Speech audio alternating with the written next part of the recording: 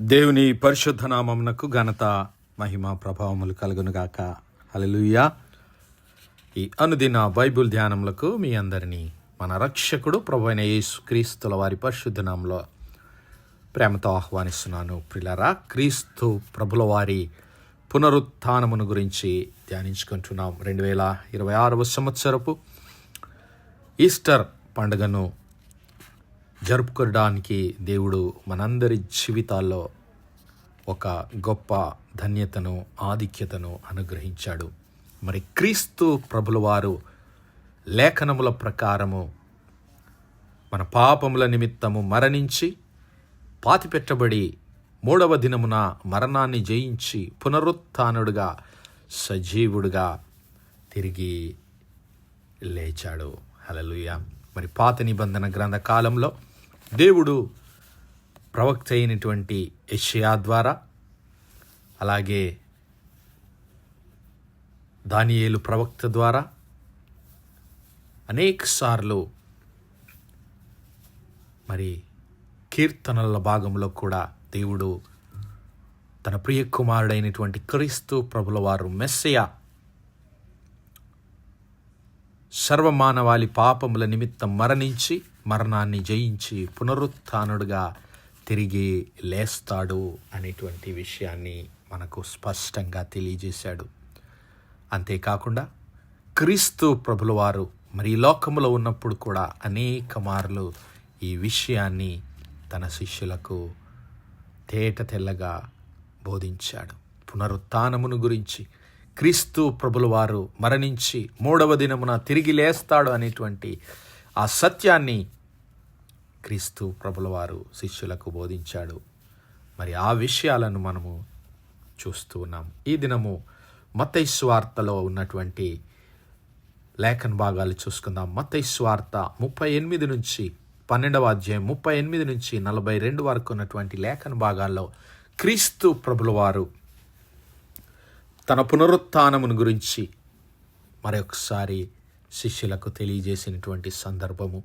మరి యేసుక్రీస్తు ప్రభుల వారు ఆ యెరూషలేము ప్రాంతంలో దేవుని సువార్తను ప్రకటిస్తూ, దయ్యములను వెళ్ళగొడుతూ, విశ్రాంతి దినమున మరి అనేక స్వస్థత కార్యాలు జరిగిస్తూ యెరూషలేములో ఆయన సంచరిస్తూ ఉన్నప్పుడు ఆ ఇశ్రాయేలు ప్రజలు, ఆ యూదా జనాంగము ఆయన మరి ఈ విషయాలన్నీ దయ్యముల అధిపతి అయినటువంటి బయల్జెబూలు వలననే చేస్తూ ఉన్నాడు. దయ్యముల సాతాను అధికారి అయినటువంటి ఆ యొక్క బయల్జెబూలు యొక్క అధికారం వలన ఈ విషయాలన్నీ ఆయన జరిగిస్తున్నాడని ఆయన మీద నిందలు మోపినప్పుడు ఆయన అంటున్నాడు, ఇదిగో నా పక్షమున ఉండని వాడు నాకు విరోధి. కాబట్టి నేను మీతో చెప్పున్నదేమనగా, మనుష్యులు చేయు ప్రతి పాపమును దూషణయు వారికి క్షమించబడును గాని పరిశుద్ధాత్మ విషయమై దూషణకు పాపక్షమాపణ లేదు.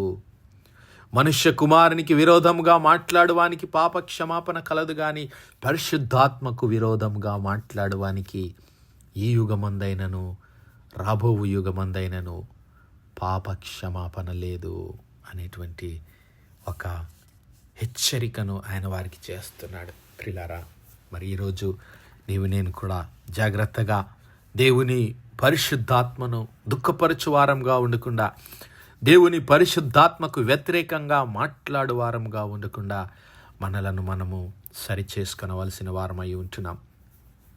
అయితే ఇవన్నీ జరిగిన తర్వాత మత్తయి సువార్త 12వ అధ్యాయం 38వ వచనం నుంచి మనం గమనిస్తే, అప్పుడు శాస్త్రుల్లోను పరిసయ్యుల్లోను కొందరు, బోధకుడా, నీ వలన ఒక సూచక క్రియ చూడగోరుచున్నాము అని ఆయనతో చెప్పగా, ఆయన ఇట్లా, నేను వ్యభిచారులైన చెడ్డతరము వారు సూచక క్రియను అడుగుచున్నారు. ప్రవక్త అయిన యోనాను గూర్చిన సూచక క్రియయే గాని మరి ఏ సూచక క్రియ అయినను వారికి అనుగ్రహించబడదు. యోనా 3 రాత్రింబగళ్ళు తిమింగలము కడుపులో ఏలాగు ఉండెనో అలాగుననే మనుష్య కుమారుడు 3 రాత్రింబగళ్ళు భూగర్భములో ఉండును. నినేవే వారు యోనా ప్రకటన విని మారుమనస్సు పొందిరి కనుక విమర్శ సమయమందు నినేవే వారు ఈ తరము వారితో నిలబడి వారి మీద నేరస్థాపన చేతురు. ఇదిగో యోనా కంటే గొప్పవాడిక్కడ ఉన్నాడు.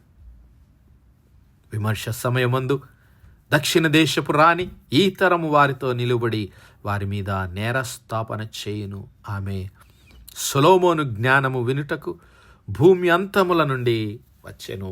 సొలొమోను కంటే గొప్పవాడు ఎక్కడ ఉన్నాడు? దేవుని నామానికి మహిమ కలుగును గాక. ప్రియులరా, మరి ఆ యొక్క శాస్త్రులు పరిసయ్యులు కొందరు క్రీస్తు ప్రభుల వారి యొద్దకు వచ్చి, మరి ఆయనేమో నేనే క్రీస్తును, నేనే ఈ లోకానికి రావాల్సిన మెస్సియాను, దేవుని నుండి పంపబడినటువంటి మెస్సియాను నేనే అని ఆ యూదా ప్రజలకు, దేవుడు ఎన్నుకున్నటువంటి ఆ ప్రజలకు బోధిస్తూ అనేక సూచక క్రియలు కనబరుస్తూ ఉంటే వారు వాటన్నిటినీ చూస్తూ మరి యొక్క సూచక క్రియను మాకు అనుగ్రహించమని అడుగుతున్నారు.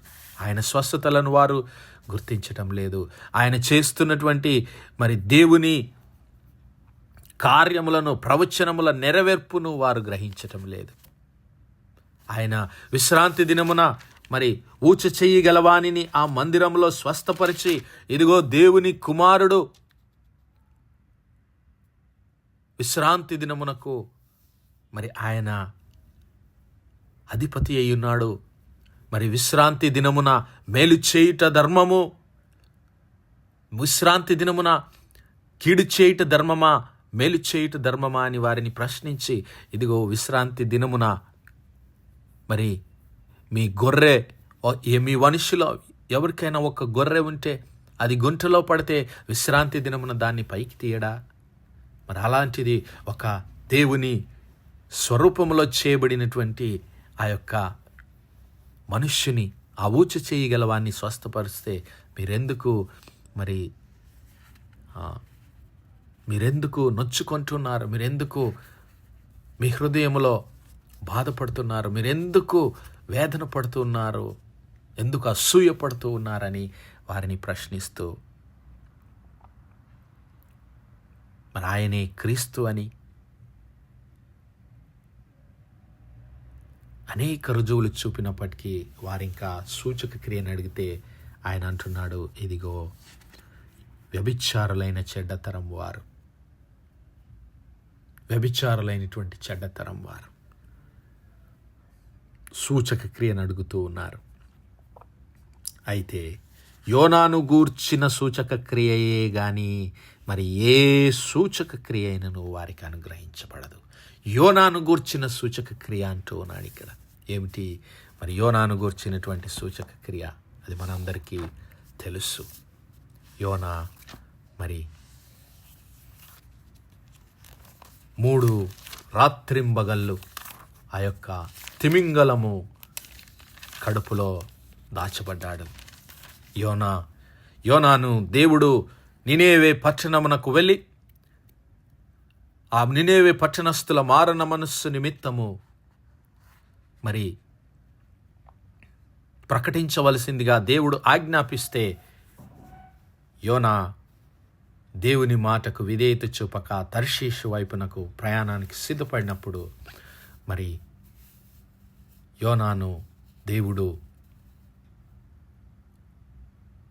3 దినములు ఆ యొక్క తిమింగలం యొక్క కడుపులో దాచిపెట్టినప్పుడు 3 దినములు ఆ యొక్క తిమింగలం చేత మృంగబడి ఆ తిమింగలం యొక్క కడుపులో నుంచి దేవుని సన్నిధికి ప్రార్థించినప్పుడు 3 దినముల తర్వాత తిరిగి మరి ఆయన సముద్రపు ఒడ్డుకు తీసుకొని రాబడ్డాడు. ఆ విధంగా మరి 3 దినములు 3 రాత్రులు యోనా ఆ యొక్క మత్స్యము కడుపులో గడిపి మరి తిరిగి మరణమును జయించిన వాడుగా, సజీవుడుగా ఆయన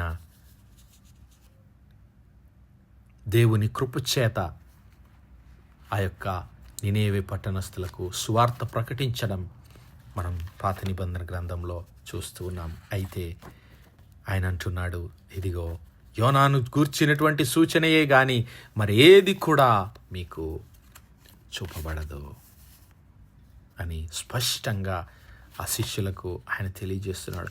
యోనా 3 రాత్రింబగళ్ళు తిమింగలము కడుపులో ఎలాగున్నాడో అలాగే మనుష్య కుమారుడు కూడా 3 రాత్రింబగళ్ళు భూగర్భంలో ఉంటాడు. యోనా మరి ఆ మత్స్యం కడుపులో విడవబడలేదు, కానీ 3 రాత్రులు 3 దినములు గడిచిన తర్వాత ఆయన బయటికి తీసుకొని రాబడ్డాడు. అలాగే మనుష్య కుమారుడు మరణించి పాతిపెట్టబడి 3వ దినమున తిరిగి లేస్తాడు.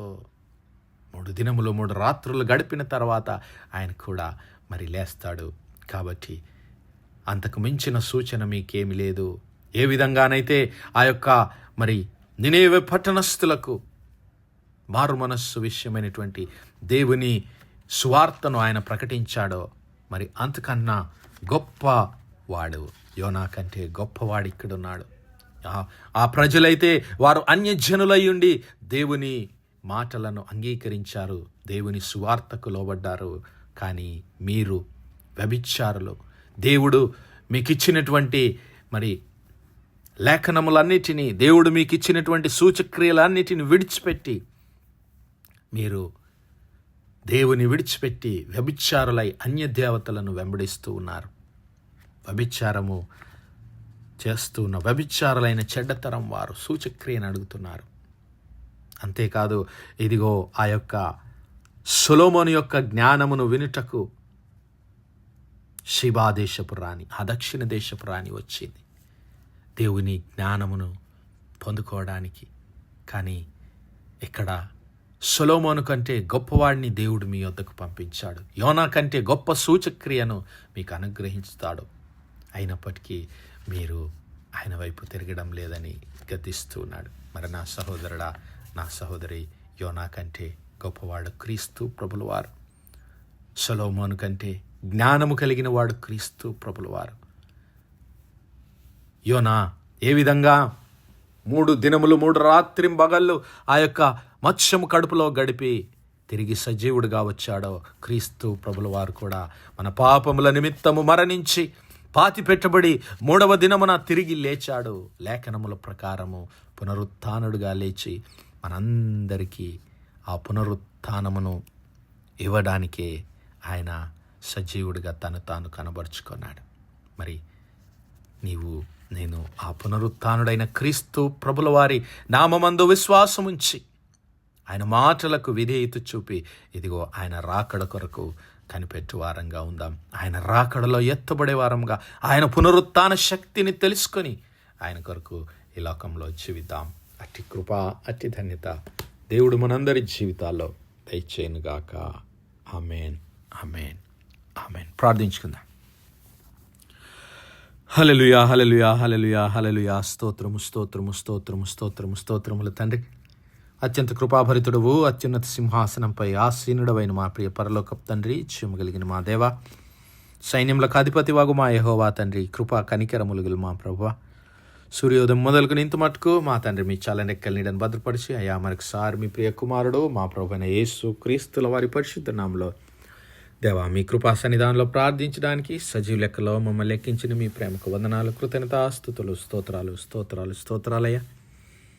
దేవా దినమెల్లా మీ యొక్క పరిశుద్ధాత్మ సహాయము, ఆదరణ, సహవాసం మాకు అనుగ్రహించిన తండ్రి, మీకే లెక్కలేని వందనాలు, కృతజ్ఞతాస్తుతులు, స్తోత్రాలు, స్తోత్రాలు, స్తోత్రాలు చెల్లిస్తున్నాం. అవునయ్యా, మీ ప్రియ కుమారుడైన యేసు క్రీస్తు ప్రభుల వారు లేఖనముల ప్రకారం మా పాపముల నిమిత్తం మరణించి పాతిపెట్టబడి 3వ దినమున పునరుత్థానుడుగా తిరిగి లేచినటువంటి ఆ గొప్ప సత్యాన్ని మేము గ్రహించి క్రీస్తు ప్రభుల వారి 2వ రాకడ కొరకు ఎదిరి చూసే కృపాభాగ్యం మన ప్రతి ఒక్కరికి దయచేయమని వేడుకుంటున్నాం. అయ్యా, క్రీస్తు ప్రభుల వారి పునరుత్థాన శక్తిని మేమందరం పొందుకొని పాపము పైన విజయము, సాతాను మరణం పైన విజయమును పొందుకొని మీ కొరకు బలమైన సాక్షులుగా జీవించే కృప మాలో ప్రతి ఒక్కరికి దయచేయమని సమస్త మహిమ, ఘనత, ప్రభావాలు మీ నామానికే చెల్లిస్తూ మా ప్రభును, మీ ప్రియ కుమారుడు, మా రక్షకుడైన క్రీస్తు ప్రభుల వారి పరిశుద్ధ నామమున ప్రార్థించి వేడుకుంటున్నాం మా పరమ తండ్రి.